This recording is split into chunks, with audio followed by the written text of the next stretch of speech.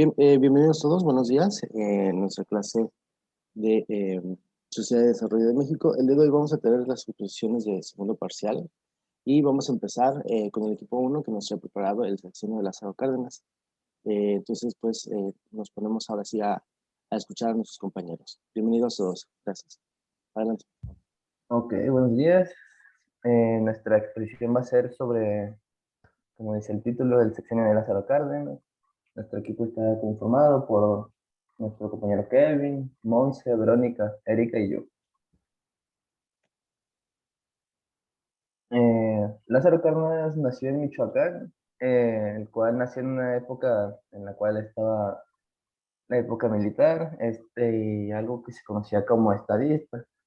Eh, Él sé que hizo o tomó el rango de general apenas a sus 25 años, que por lo que estuve viendo fue uno de los primeros generales de esa edad. También fue presidente del PRI, el cual pues tuvo un largo tiempo, el cual fueron 72 años sin ser interrumpidos aquí en México. Cárdenas fue un gran estadista, recordado como un fiel luchador de la Revolución Mexicana, defensor de la justicia y la igualdad de derechos para todo el pueblo. Además, ejerció como gobernador de Michoacán y ganó las elecciones presidenciales de 1934. Creó el Partido Revolucionario Mexicano, PRM, que incluyó a quienes se sentían identificados con pensamientos progresistas.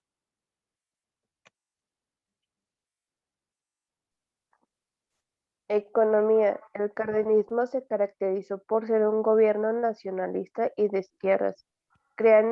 Creían en un Estado fuerte capaz de profundizar las reivindicaciones populares que habían motivado la lucha armada durante la época revolucionaria. La economía en ese sentido constituía una de las principales preocupaciones. Durante el cardenismo se nacionalizaron diversas empresas extranjeras, entre ellas las petroleras y las de ferrocarriles. Además, se modificó la ley agraria, se ampliaron las carreteras y aumentó un gasto público, representando casi un 40% de la economía.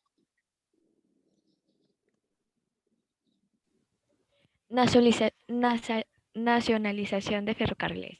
Durante el gobierno de Lázaro Cárdenas fue retomado el control de las redes ferrocarrileras, así como el diseño y la construcción de una red más extensa, mediante la colaboración de la Compañía Ferrocarrileras Nacionales de México.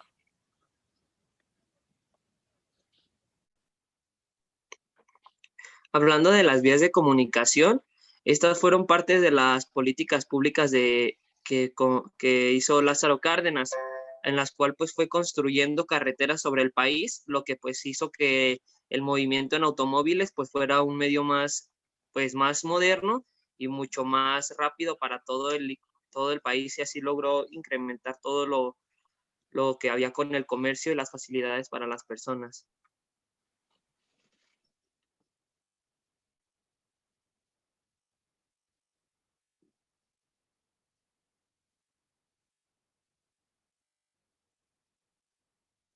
¿No está Gabriel?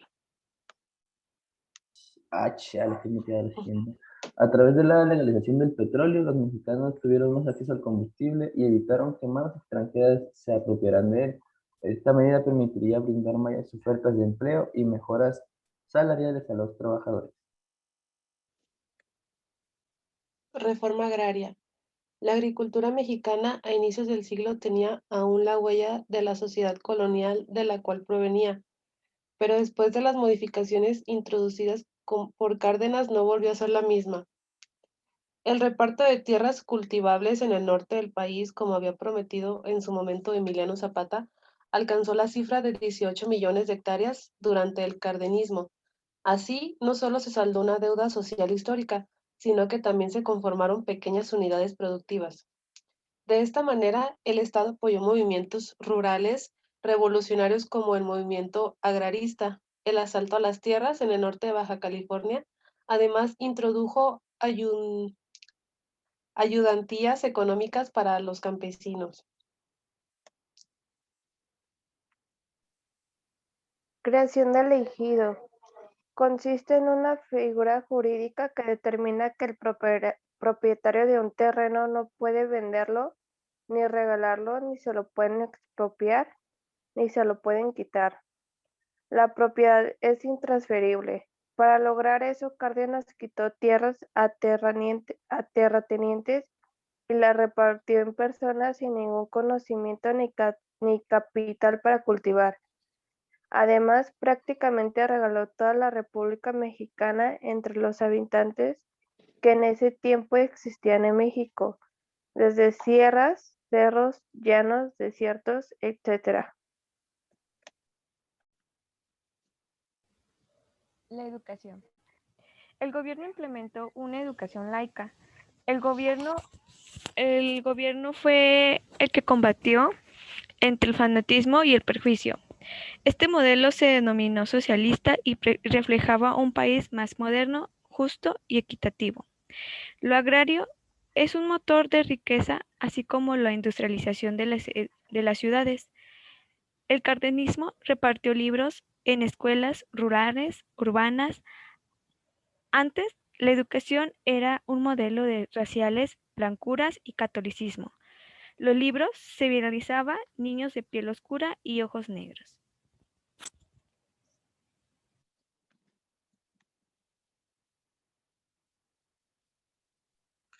Hablando de unas características que hubo en el gobierno de Lázaro Cárdenas, podemos decir que de manera general el cardenismo se caracterizó por ser un estado fuerte, un estado que estaba apoyado ampliamente por el sector militar, ya que pues Cárdenas fue parte de él, y el mismo sector militar apoyó abundantemente en la economía de la sociedad. También se llevó un conjunto importante de reformas de la manera agropecuaria, creando la reforma agraria, responsable que fue la que pudo dar el reparto de las tierras. En la historia de México fue el que más repartió tierras, entregándoselas a los campesinos, en los cuales pues se llevaba directamente el cultivo. También se propuso que se desarrolló un modelo distinto a los grandes países capitalistas, cuyo modelo pues llegó a ser de la propiedad, fue que la prioridad de este modelo era hacer siempre más producción que el capital. También, como podemos ver, se expandió el gasto público, el cual fue alrededor del 40%. Esto se dividió en comunicaciones y desarrollo agrícola y se promovió la aparición del ejido para combatir el desempleo rural. También se atendió y unificó el movimiento obrero, impulsando la creación de grupos sindicales centralizados. Eso fue particularmente importante para el sector ferroviario y en el sector petrolero, en los cuales ya existían tensiones previas y que terminó por desencadenar la exportación de ambas industrias. Expulsó del país a su antecesor Plutarco Elías Calles y se distanció de su proyecto a través de la postulación del Plan Sexenal, el Plan de los 6 años, que aspiraba a alertar el crecimiento urbano, industrial y agrícola de México. Se introdujo la educación gratuita, laica y obligatoria hasta los 15 años de edad. Se recibió una enorme migración de refugiados españoles que huía de la Guerra Civil Española y la posterior dictadura franquista.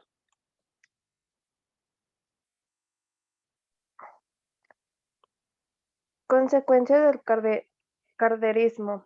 La reforma agraria, que entregó alrededor de 18 millones de hectáreas en el norte del país a pequeñas unidades productivas campesinas para romper con el modelo agrícola tradicional latifundista, heredado por México de la época colonial. La modernización de la educación a través de intensas campañas de combate contra el fanatismo, la superstición y los prejuicios, en las que se llamó una educación socialista de corte moderno. Este en muchos casos, perdón, este en muchos casos implicó una prédica anticlericalista.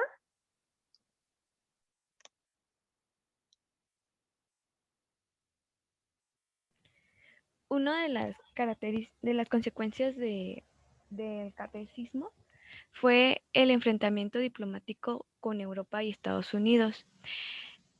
A raíz de la nacionalización forzada de las industrias petroleras ocurridas en 1938 y la demanda de muchas de las naciones extranjeras de ser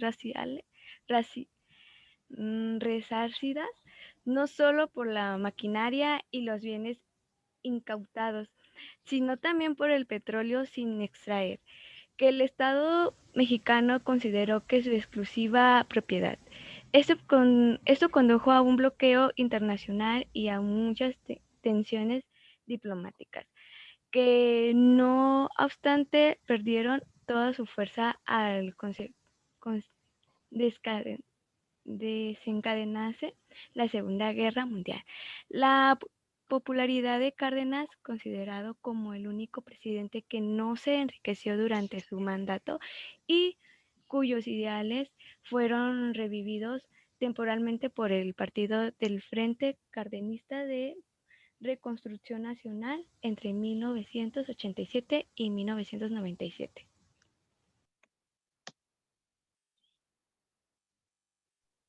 Muy bien, ya como una pequeña conclusión que pudimos obtener sobre el sexenio de Lázaro Cárdenas en su gobierno, pues fue que él era un fiel defensor de la justicia, también de los derechos, sobre todo su pueblo, así aprovechando pues lo que ya tenía de experiencia y sobre el poder que tenía sobre los militares, pues él fue ayudando al pueblo tanto económica como también de justicia para que pudieran tener todos los beneficios. Así que pues él, en pocas palabras, usaba el poder para hacer un beneficio para el pueblo mexicano.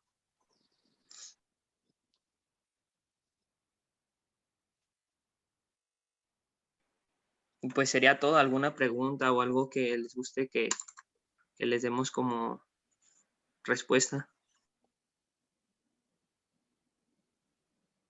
¿Alguien tiene alguna pregunta para nuestro grupo expositor? Yo tengo una pregunta. A ver, recuérdenos, así que, pero con palabras como más coloquiales, o vamos a decirlo, con un lenguaje un poquito más, más fácil de entender. ¿Cuáles fueron los avances que tuvimos socialmente en este sexenio? Me refiero a cuál fue el avance en cuanto a progreso, ¿sí? O a desarrollo que tuvo México durante este sexenio. Pues por lo que vimos, se da cuenta de que él, como sus avances o sus mejoras en el país, que fueron las más como notorias, fueron hacia el pueblo, porque pues ya ve que él puso la reforma agraria, ¿cómo se dice? Como que renovó lo de los ferrocarriles, también todo lo que hacía también era para el pueblo, por ejemplo, lo que leí yo que era lo de los créditos, que se expandió hasta un 40%, era igual para las personas agrícolas y la comunicación dentro de México. Por ejemplo, no sé si Michoacán quería expandir o trabajar con Sonora, ya podían comunicarse mediante carreteras. También ya ve que repartió hectáreas. Habíamos leído que durante su sexenio él había repartido alrededor de 18 millones de hectáreas. Bueno, hablando de metros cuadrados. También pues cuando ayudó con lo de los militares, también pues en la cuestión de la seguridad pues hubo un incremento pues muy notorio. Ok, perfecto. ¿Qué es lo que sucedió con la educación? Que fue algo importante. Bueno, a mí me lo parece importante. Sí, bueno, en la educación, pues antes era para cierto tipo de clase social y cuando Lázaro Cárdenas estuvo de presidente, pues él hizo que muchas personas, por ejemplo los niños, que estaban como en rurales o en urbanos, también tuvieran educación. De hecho, también en los libros se reflejaba pura gente blanca. Entonces ya en los libros ya venía personas de color con ojos negros.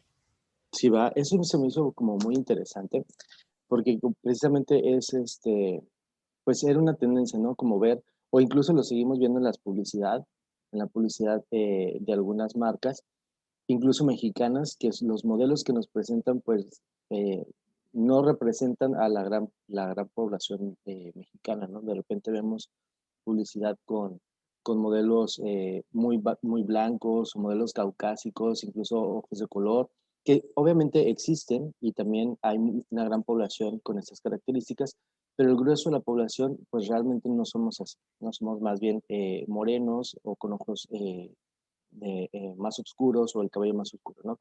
Entonces se me hizo muy importante eso que mencionaron, en que los libros de texto, tal cual gratuitos, o que se empezaron a repartir en las escuelas, pues ya venían con este tipo de fisonomías más apegadas pues a nuestra realidad, ¿no? Bien, finalmente, ¿qué pasó con, no sé si profundizaron un poquito, pero mencionan que Cárdenas expulsó a Elías Calles. No sé si profundizaron en ese tema. No, no lo ¿No? Ok, profundizamos. no pasa nada. Lo platicamos, para no entretenernos más, lo platicamos la siguiente sesión. Bien, pues muchísimas gracias, equipo 1. Estuvo muy bien la información que nos dieron. Muchas gracias. Vamos ahora con el equipo 2.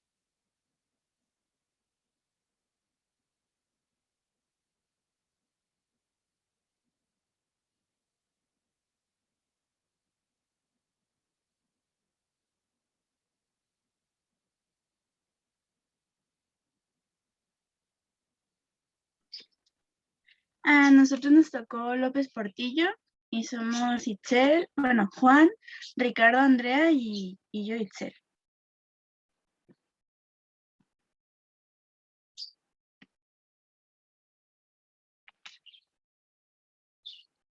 José Guillermo López Portillo y Pacheco nació el 16 de junio de 1920 en la Ciudad de México y falleció el 17 de febrero del 2004 en la Ciudad de México. Su mandato presidencial fue del 1 de diciembre de 1976 al 30 de noviembre de 1982.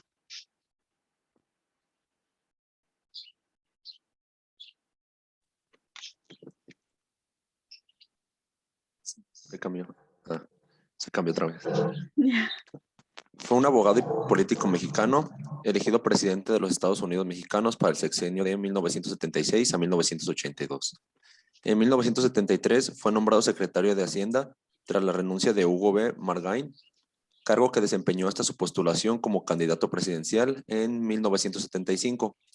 Rodeado de la polarización y el desorden legados por la administración de Luis Echeverría, el 1 de diciembre de 1976, José López Portillo tomó posesión como presidente de México y pronunció un discurso que le ganó apoyos y confianzas por su interés consolitario y el abandono de la rectoría demagógica y grandilocuente que primó en todo el sexenio anterior.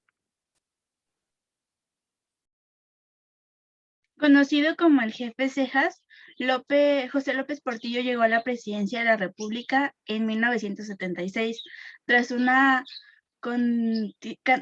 contienda solitaria. El Partido Acción Nacional no había designado ningún candidato, por ende, López Portillo, con más del 90% de los votos a su favor, representado por 16.462.930 votos, logró arribar a Palacio Nacional. Desde 1976, el sexenio fue duramente señalado como un gobierno donde las influencias abundaban hasta en el lugar más recóndito de Los Pinos. Un sexenio marcado por la corrupción y el despilfarro del erario. López Portillo dio a sus familiares cargos importantes. A su primo Guillermo lo puso al frente del Instituto Nacional del Deporte. A su hijo José Ramón lo designó subsecretario de Programación y Presupuesto. A su hermana Margarita le encomendó la Dirección General de Radio, Televisión y Cinematografía, mientras que su esposa se dedicó a viajar a distintos países junto con su piano y la Orquesta Filarmónica de la Ciudad de México para dar presentaciones. Recibe el país en crisis económica, tras una devaluación del peso, cuya paridad con el dólar se había mantenido varias décadas, con el compromiso de un acuerdo firmado por el FMI, por su antecesor, de reducir el gasto público y restringir los salarios, y tras un enfrentamiento del gobierno anterior con empresarios poderosos.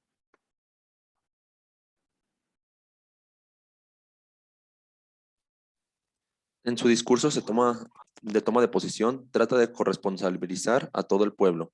Se dirige a los marginados para que perdonen el olvido en que han estado sumidos y pide una tregua a todos los intereses en pugna para iniciar un plan de desarrollo económico que comprenderá 3 etapas de 2 años cada una: recuperación, consolidación y crecimiento acelerado.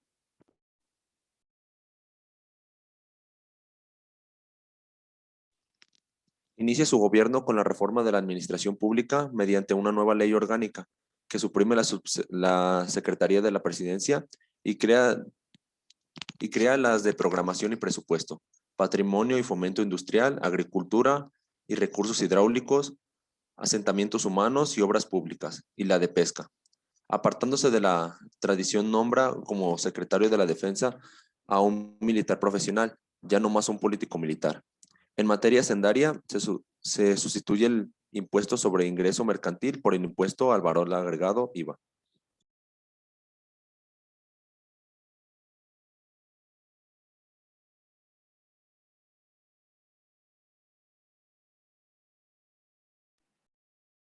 A fin de mejorar la comunicación con el público, se creó el sistema de orientación, información y quejas, dependiente de la unidad de relaciones públicas e información. Se estableció un módulo de información con directorios, cédulas de registro de quejas y sugerencias, listados o terminal de computadora para proporcionar información al público sobre detenidos y su situación jurídica. Se restituyó el sistema de control de detenidos con la finalidad de contar con un registro para información, tanto que de las autoridades como del público que le requiriese. Para actualizar los sistemas de la Procuraduría se creó la unidad de informática en septiembre de 1979, contando con avanzados sistemas de computación. Entre 1977 y 1978, la Procuraduría participó en la elaboración del anteproyecto de ley de amnistía en relación con quienes, sin realizar actos que atentaran contra la vida o la integridad corporal, cometieron delitos actuando bajo el influjo de un móvil político. La ley fue publicada en el Diario Oficial de la Federación el 28 de septiembre de 1978. A partir de la entrada en vigor de esta ley, la Procuraduría promovió su aplicación beneficiando a 1,539 personas.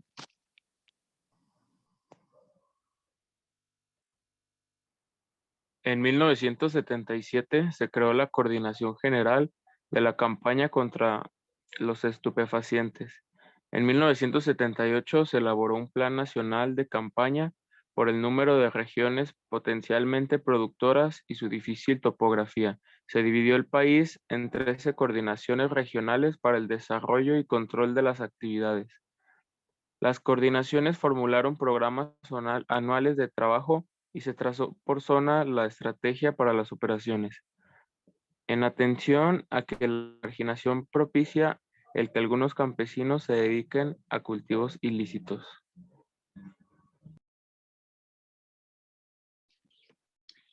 Internamente produjo importantes cambios en la Cámara de Diputados, al incrementar el número de miembros a 400, teniendo en cuenta que al menos 100 de ellos deberían ser miembros de partidos de la oposición, logrando con ello que las demandas de otros partidos más pequeños pudieran ser oídas.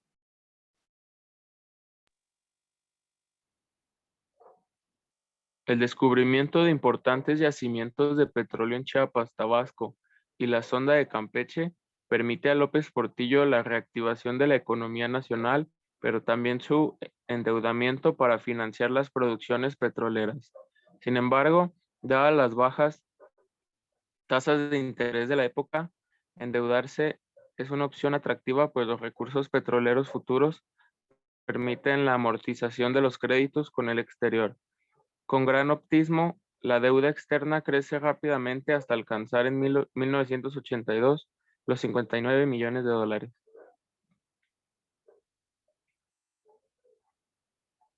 Dentro de su gobierno hubo logros y aciertos, aunados a situaciones que fueron determinantes para el desarrollo del país.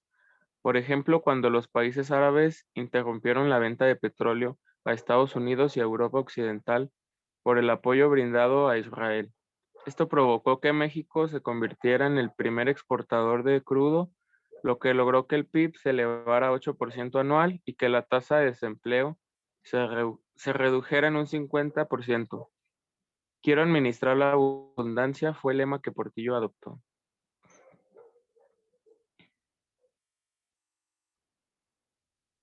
El gasto en educación permite que por primera vez en la historia de México se cubra totalmente la demanda de educación primaria.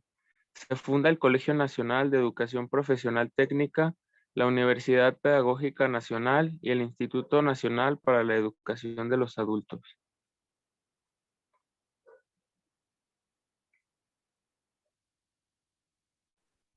En materia hacendataria, López Portillo prometió a los empresarios una política fiscal estimulante para invertir. Manifestó también que se daría mayor progresividad al impuesto sobre la renta a personas físicas. A cambio, se alentarían las reinversiones de las empresas para elevar el ahorro doméstico.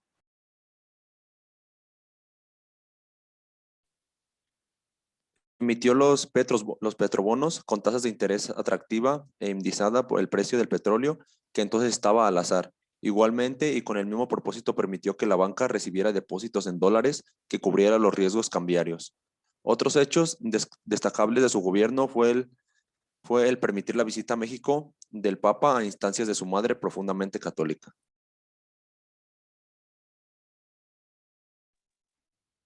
Se crea la Productora Nacional de Radio y Televisión Pronarte. La intervención del Estado a la televisión se extiende a las entidades federativas el 16 de enero de 1981. Inaugura sus transmisiones la TV Productora de Guanajuato, primera televisora que regionaliza la programación vespertina de televisión de la República Mexicana, TRM. Las obras de infraestructura vuelven a emprenderse en el Distrito Federal y por todo el país. Se inauguran los Museos Nacionales de las Intervenciones y del Arte y se restauran el Templo Mayor y el Centro Histórico de la Ciudad de México. La población atendida por las instituciones de salud y asistencia pasan al 60% en 1976 al 85% en 1982.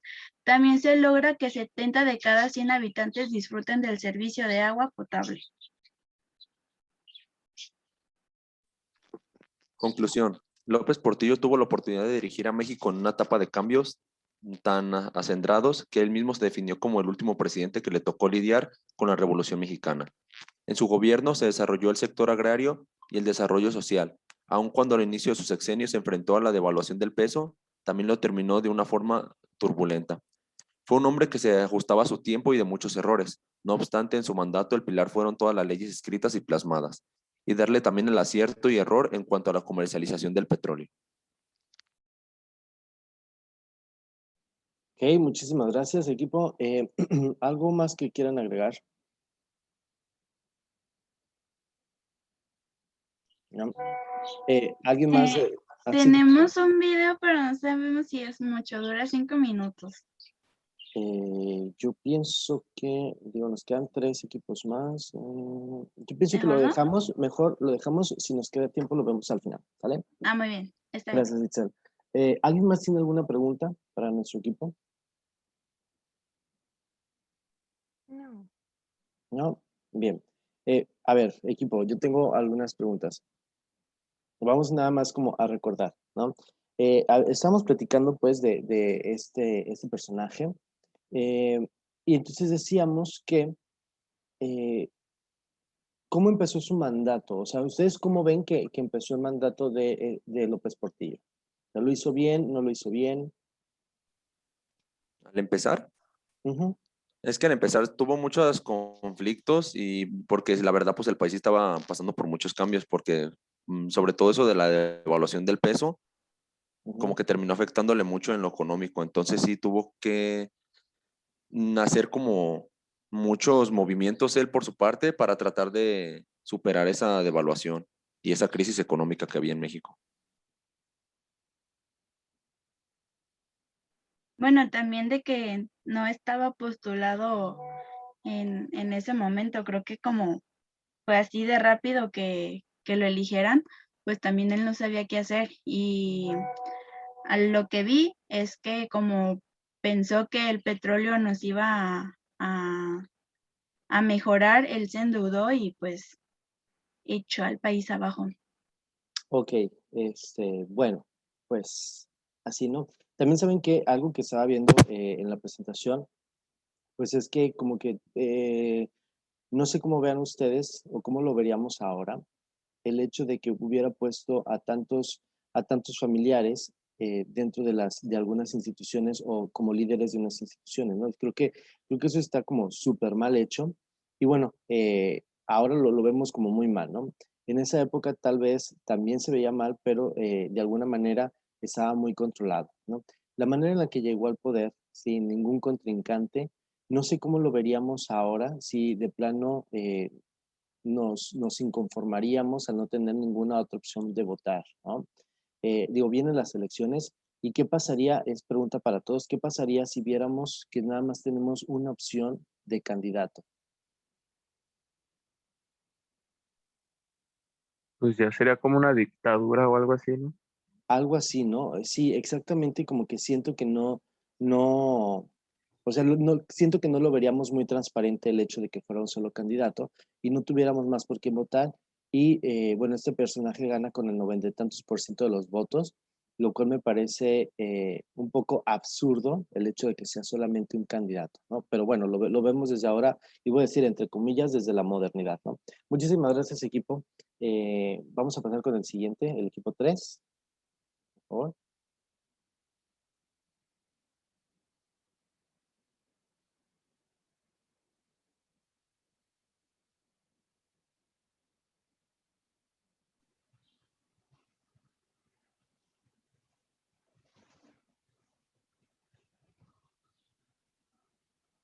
A nosotros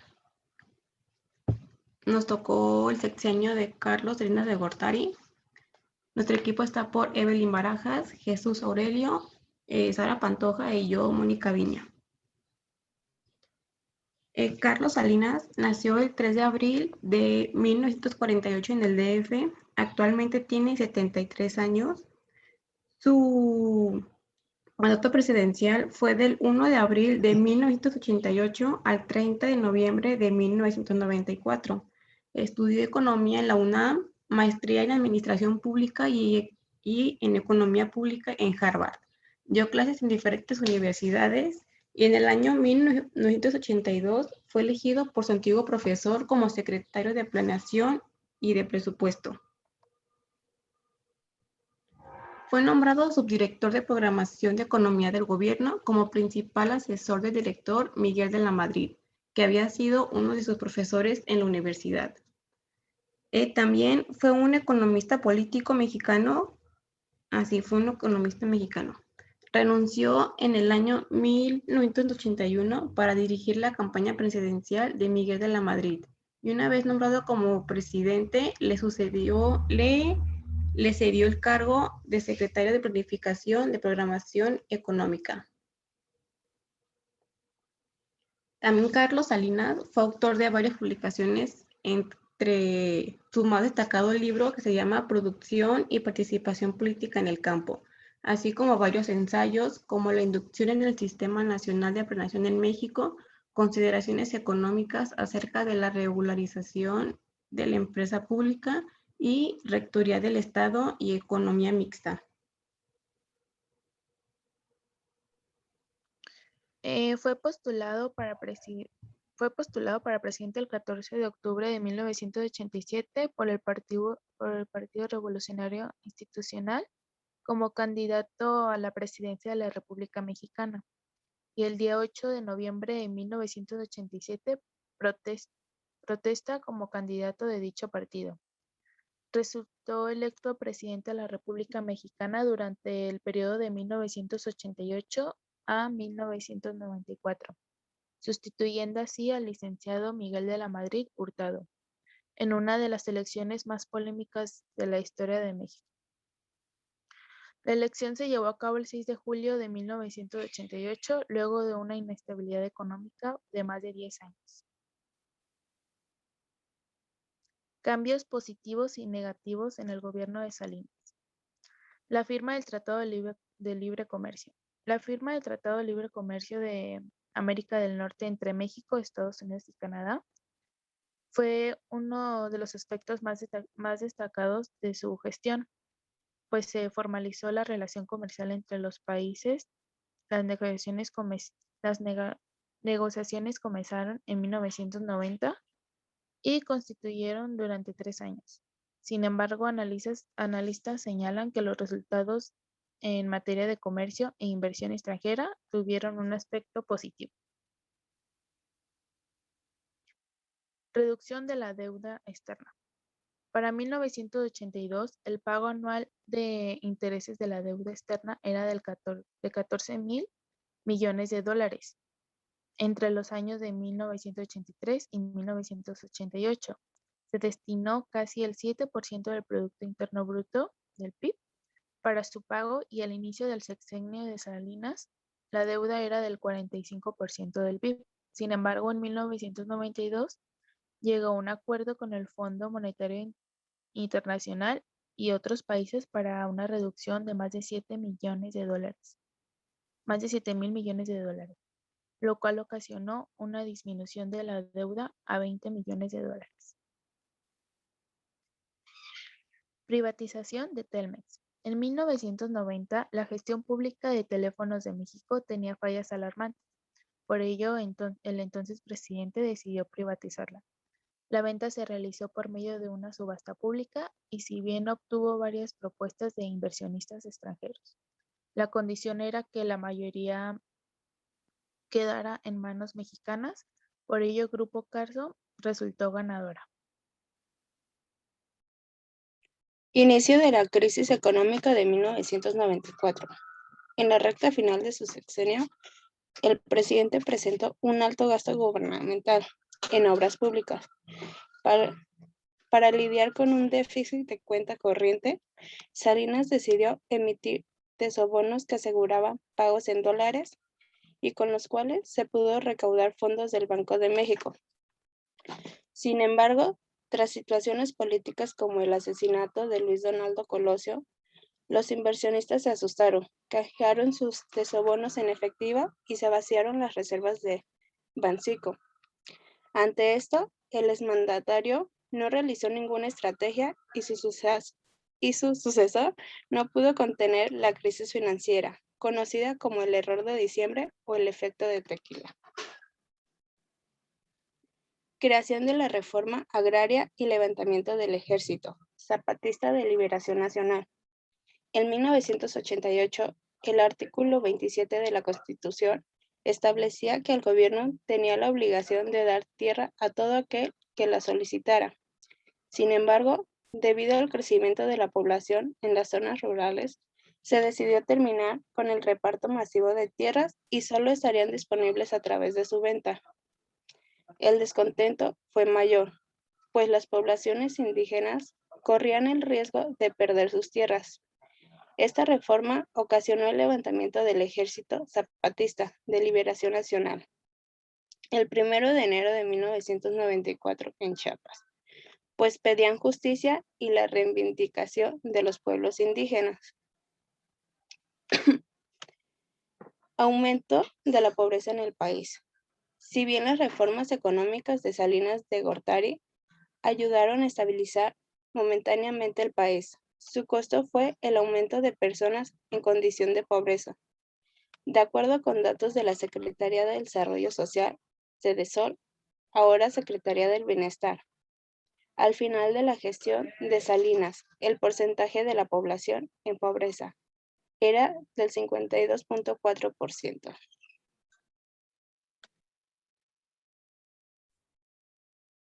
Las reformas de Iglesia y Estado en el sexenio de Carlos Salinas de Gortari.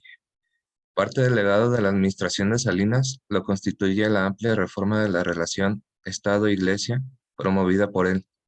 La reforma fue consecuencia de una serie de cambios culturales y políticos que hicieron inaplicable la letra o el espíritu de la legislación vigente en México hasta 1992 en materia de relaciones Estado-Iglesia. Carlos Salinas Fue, en ese sentido, el primer presidente mexicano en recibir al Santo Padre Juan Pablo II en su condición de jefe del Estado Vaticano.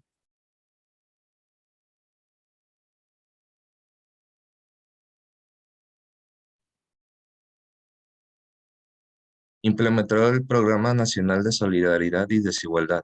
El 2 de diciembre de 1988 se puso en marcha el Programa de Solidaridad como primera acción de gobierno, el cual trataba de lograr mayor justicia social, más allá de un esquema de transferencia de recursos de subsidios focalizados.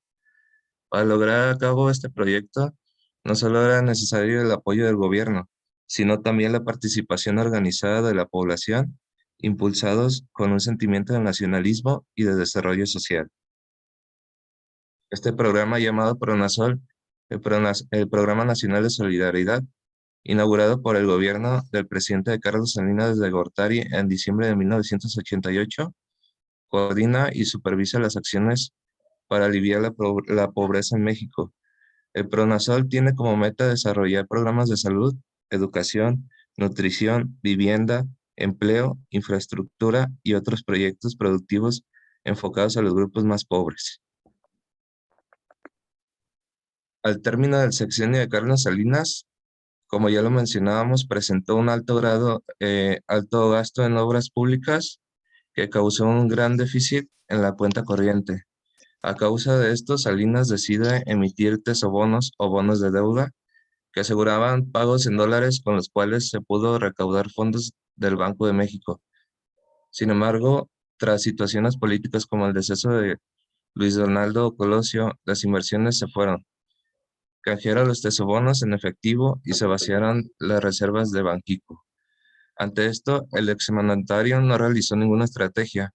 Buscaba mantener la aparente cortina de salud económica y bienestar que disimulaba, dejando el problema para la siguiente administración del gobierno de Ernesto Zedillo, que no pudo contener la crisis financiera conocida como el error de diciembre o el efecto tequila. En conclusión, tras la llegada de Carlos Salinas a la presidencia, hacía creer a la gente que sus intenciones eran buenas, con la creación de programas de apoyos económicos en México. Se podría decir que realmente fue algo que levantó económicamente a México momentáneamente, pero tras ocurridas estas situaciones como lo del cambio de la denominación de la moneda nacional, se vino la fuga de capitales con la cuestión del crecimiento desproporcionado de los tesobonos. El error de diciembre fue una gran crisis económica que ha vivido México, una recesión que ocasionó una devaluación del peso por más de 100%. La erosión de las reservas internacionales, una caída del Producto Interno Bruto del 6.2%, la quiebra de los bancos y cientos de miles de desempleados, así como la pobreza. Ocurrió a los pocos días que el expresidente Carlos Salinas de Gortari dejara el poder y al inicio del sexenio de Ernesto Zedillo, quienes se acusaron mutuamente del acontecimiento.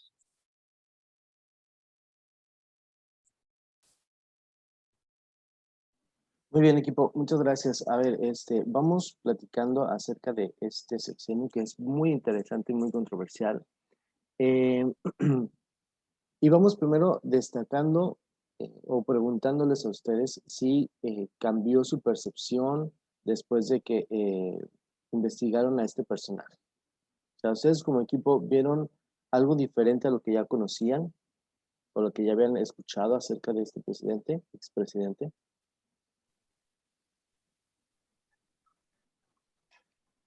Pues es que hizo cosas buenas y malas.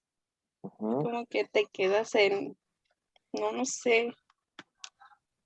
No sabemos es que qué también, pensar. A ver, vamos entonces sí. poniendo una balanza o vamos comentando las cosas buenas que hubo durante este sexenio. Así, coloquialmente, lo que ustedes entendieron, ¿qué fue lo bueno de este sexenio?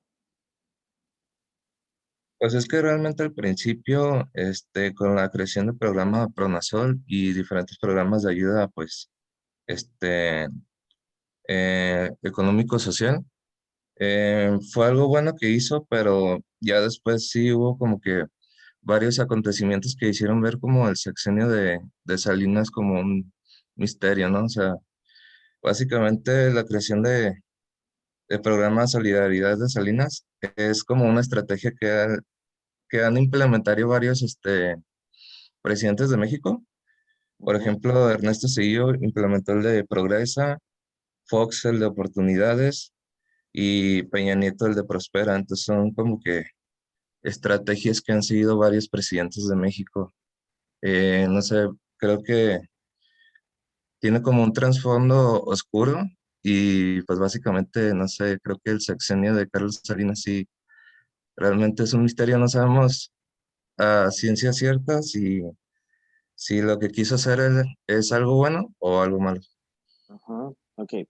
Eh, no recuerdo que le hayan dado como suficiente importancia y para mí es algo que es como súper importante durante este sexenio, es los cambios económicos específicamente que se dan a partir del Tratado de Libre Comercio con América del Norte, ¿no? Y eso para mí es Ujú. algo súper importante y destacable de este sexenio. ¿Por qué?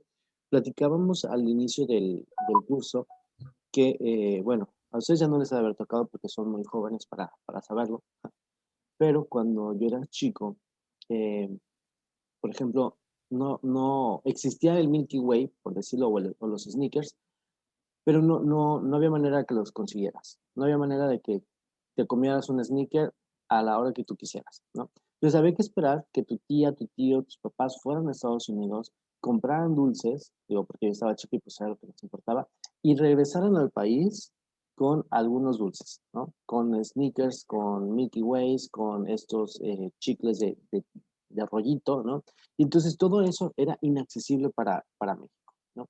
Además, si por acaso lo llegabas a encontrar, era extremadamente caro. Nada que ver con los 10 pesos que cuesta hoy el chocolate, ¿no? Entonces, para mí es una de las cosas más destacables de este sexenio el hecho que se hayan firmado tantos tratados comerciales. ¿Qué pasa con los tratados comerciales? Nos dan la posibilidad de nosotros importar y exportar nuestros productos. ¿Sí? Entonces, imagínate que todavía no existían, digo, después de tantos años o tantos sexenios, seguramente ya alguien lo hubiera hecho, ¿no? Pero imagínate que no pudieras acceder a unos tenis Nike, ¿no? O a comprar ropa Adidas, o etcétera, etcétera. Entonces, gracias a este tipo de tratados es que nosotros podemos ahora contar con esos productos en la esquina. Porque podemos ir a cualquier plaza y podemos encontrar productos de cualquier otro país, ¿no? Perdón, a mí se me hace muy destacable eso de este sexenio. Ahora, también, obviamente, pues hemos escuchado muchos comentarios como negativos acerca de este sexenio. Claro que la crisis del 94 se le atribuye a eso, ¿no? ¿Qué es lo que sucede con esta crisis? Bueno, por lo que estamos viendo es, el gasto gubernamental empieza a excederse o empieza de alguna manera empiezan a haber muchas más inversiones de la recaudación que nosotros podemos tener. ¿Alguien recuerda cómo es que el gobierno recauda fondos para poder hacer escuelas, carreteras, hospitales, etcétera? Pues sí, es con los mismos tesobonos, o fondos no recuerdo cómo se llama, pero básicamente son pagarés que tiene el gobierno, para recaudar fondos. Por Exacto. ejemplo, los CETES son certificados de tesorería y también en pagos por UDI. Ujú. Lo que hace la gente es invertir básicamente en ese tipo de, pagarés, que realmente, o sea, el valor es con dólares. Entonces, cuando ocurre la gran crisis financiera, la llamada, pues, el error de diciembre o el efecto tequila, lo que sucede es que el precio del dólar sube muchísimo y, pues, básicamente lo que invirtieron en ese momento los extranjeros, o sea, se les tuvo que pagar casi el doble o el triple de lo que habían invertido. Ujú, muy bien. Ahora, ¿qué es lo que sucedió como, digamos, o sea, qué fue lo que derivó? Como bien dice su compañero, pues se estaban financiando con tesobonos, ¿no? Que son pagarés tal cual que el gobierno dice, ¿sabes qué?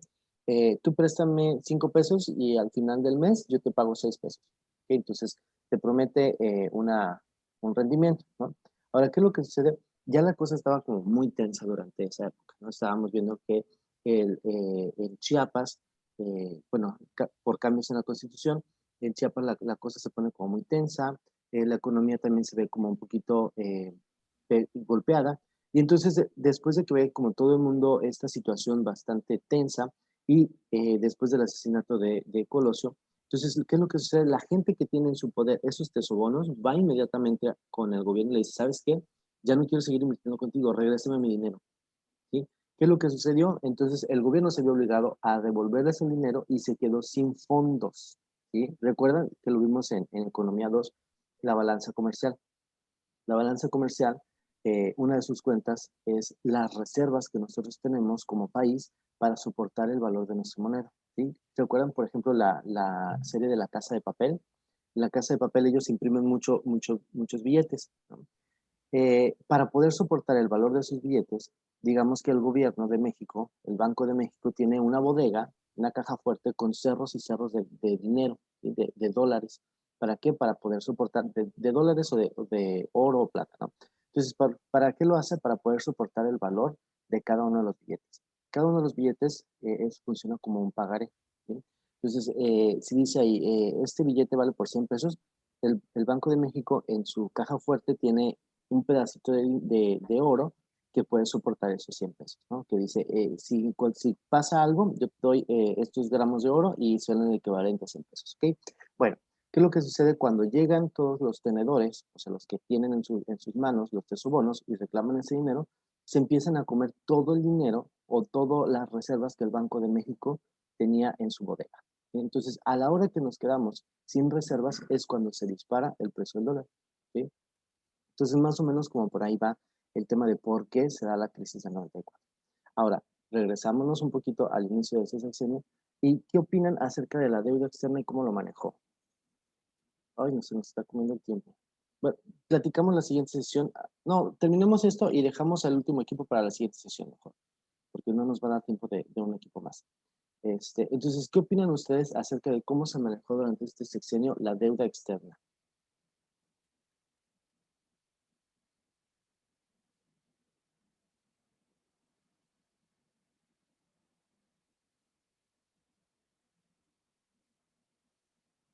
A ver, el equipo que nos platique qué pasó con la deuda externa.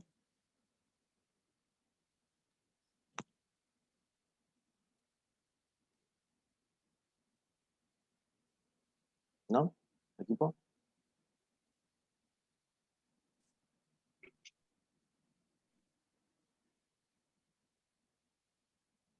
¿Qué dijeron ustedes acerca de la deuda externa?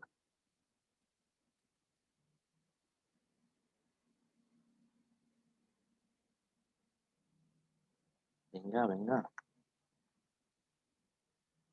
Recuerdo que estaba como en las primeras, Creo que es la diapositiva 5. No, a ver, la de abajo. Comercio, bla, bla, bla. Más abajo, más abajo. Ahí es. Ahí está, ahí está. Bien, a ver, ¿a quién le tocó este slide que nos ayude a recordar esto?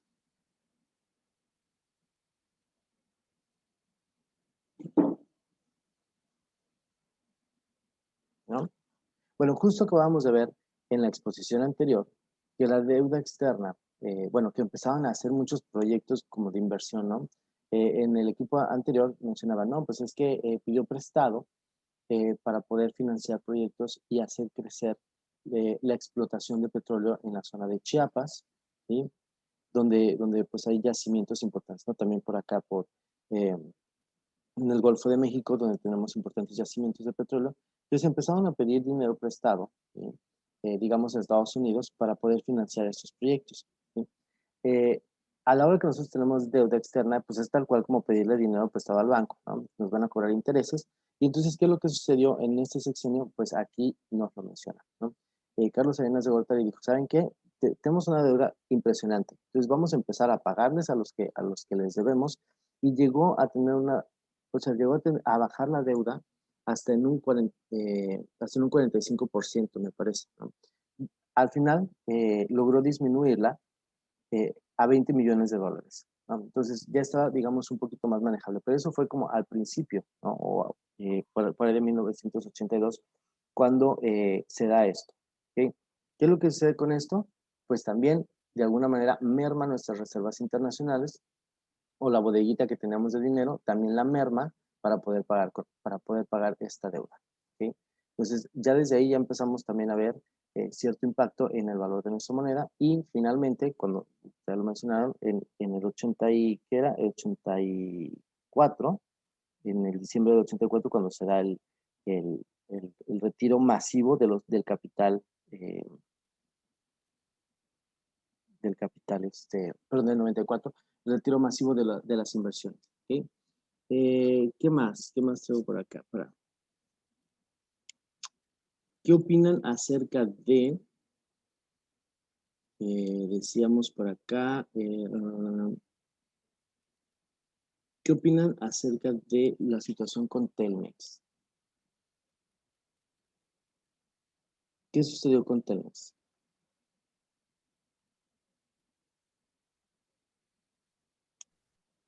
Pues lo privatizó, ¿no? Ajá, Básicamente era una empresa del gobierno y lo que hizo él fue privatizarla. ok, sí, exactamente, ¿no?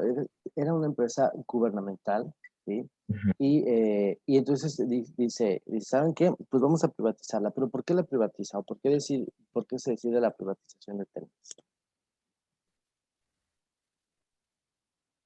Pues nada más decía que tenía fallas alarmantes y ya por eso la subastaron.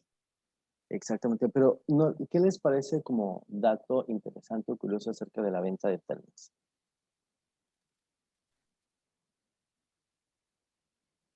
Mira, avanza un poquito más y vamos a ver el dato curioso.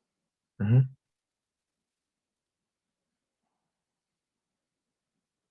Ya. Creo que está un poquito más abajo. No me acuerdo. Ahí está, ahí está, justo ahí. No, dice ahí, en el 90 la gestión pública de Teléfonos de México tenía fallas, bla, bla, bla, bla, y hubo varias propuestas de inversionistas extranjeros, pero la condición es que la mayoría quedara en manos mexicanas. ¿Qué opinan acerca de esto? O sea, ¿fue bueno o creen que sí debió haber sido un inversionista extranjero quien tomara Telmex? Pues fue bueno porque, pues, o sea, sigue siendo una empresa mexicana, Ujú. pero lo que hicieron, pues, básicamente era reducir como, pues, la deuda, ¿no? El déficit que tenía, México en ese entonces, Ujú, ujú. estabilizar un poco la economía. Ok, bien, sí, precisamente eso. Y a mí me parece bastante destacable que no haya sido una empresa extranjera a la que se le hayan vendido o a un inversionista extranjero al que se le hayan vendido.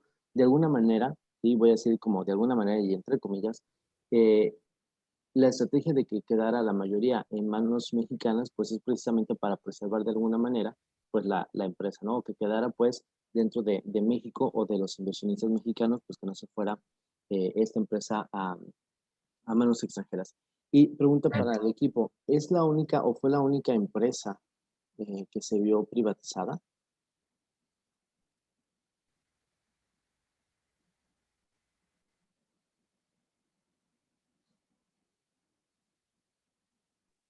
Creo que sí, ¿no? Sí. Sí, no. No, También fueron varios. ajá, fueron varias. eh, eh, Durante esta época se da una privatización masiva de empresas estatales y entre Ujú. ellos se da la privatización de la banca, lo cual es súper importante, ¿no? Ajá. O sea, ya no solamente entrar, o sea, no teníamos ya nada más como bancos mexicanos o el Banco de México, todos los bancos que operaban eran mexicanos. Se da la privatización de la banca y es cuando empiezan a llegar también bancos extranjeros como los bancos españoles, ¿no? Por ejemplo, Santander de los primeros que llegó, ¿no? Entonces, pues es muy interesante y podremos abundar muchísimo y platicar muchísimo sobre ese sexenio. Lo vamos a ver después de que terminemos las expresiones, vamos a ver cómo, o los pros y los contras de cada uno de los sexenios. Específicamente, a lo mejor vamos a tocar más porque, bueno, personal a mí me parece un sexenio bastante interesante y con mucha carnita de cuál podemos, pues, ver hasta el impacto que ha tenido este sexenio en particular hasta el día de hoy, ¿no? Porque vaya, no está tan lejos hablar de 1990 o 1994, que seguramente muchos de ustedes nacieron durante esa época, ¿no? Bien, muchísimas gracias al equipo 3. Se nos Gracias. acaba el tiempo. La próxima sesión, y perdónenme, vámonos poniendo otra vez de acuerdo. La verdad es que a mí se me olvida la hora se me pasó. Nos vemos la próxima sesión, ahora sí a las 7:30, ¿vale? Ya no se me va a olvidar, me voy a poner recordatorio. ¿Sí? Entonces, nos vemos la próxima. Otra pregunta, profe. En cuestión del quiz, ¿no lo habilitó? No, el día de hoy no tenemos examen rápido, lo tenemos hasta la siguiente. Ok. Bien, pues muchísimas gracias a todos. Nos vemos la próxima sesión y que tengan bonita semana. Gracias. Hasta luego. Luego, buen día. Igualmente.